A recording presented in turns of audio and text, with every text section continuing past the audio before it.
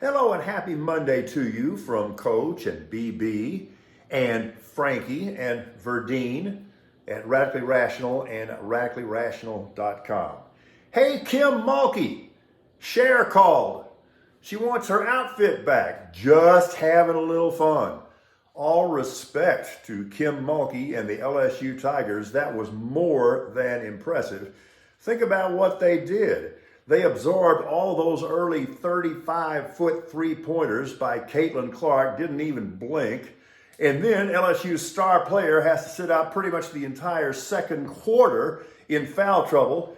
Didn't faze him at all. Matter of fact, they built a lead with that star on the bench.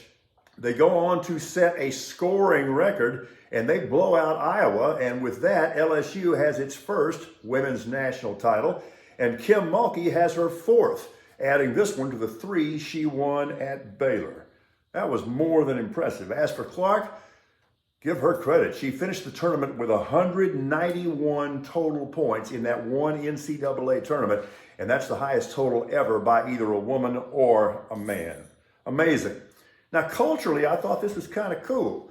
Now, do you think either UConn or San Diego State can be as compelling tonight as LSU was yesterday? Maybe. But it's an open question. Things are changing, and things are changing in a healthy way.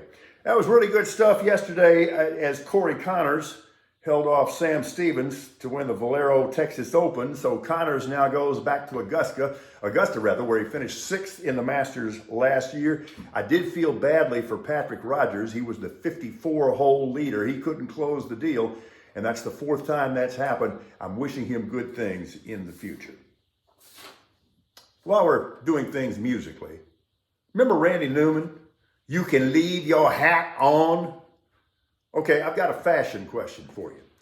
Is it permissible to wear a red baseball cap to your own arraignment prior to Easter? I don't know. Inquiring minds want to know.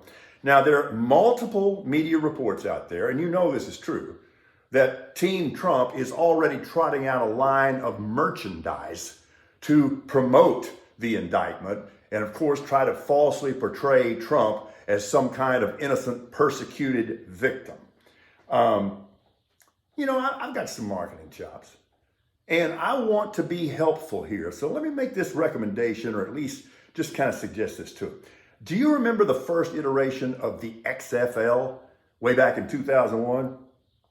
Remember a running back for the Las Vegas Outlaws named Rod Smart? Of course you don't. You don't remember Rod Smart, even though Rod Smart later went on to play in the NFL with the Carolina Panthers. You don't remember Rod Smart. Here's who you remember. You remember the nickname he gave himself and put it on the back of his jersey. He hate me. It's got him fired up, got everybody else fired up. It was kind of funny, to tell you the truth. So Trump is already saying, before we've even unsealed the indictment, that the judge in this case hates him. So let me just suggest this. Why don't they just trot out t-shirts with "He hate me"? And maybe they can get Rod Smart, "He hate me," to sign the merchandise. Although the joke would be on "He hate me," because you know Trump ain't gonna pay anybody. He hate me. All right. So, did you see Marjorie Taylor Greene last night on 60 Minutes? And you're going to tell me that we're not living in the twilight zone right now? It is one thing, I guess, for the GOP to tolerate crazy in order to preserve votes. It's quite another thing to promote and celebrate crazy. Completely out of her mind. Pedophiles? And we now celebrate this? We're in a bad, bad place, but it's going to get better.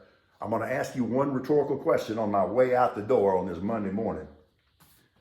What kind of popcorn is your go-to move tomorrow? Right there for us, because we are radically rational.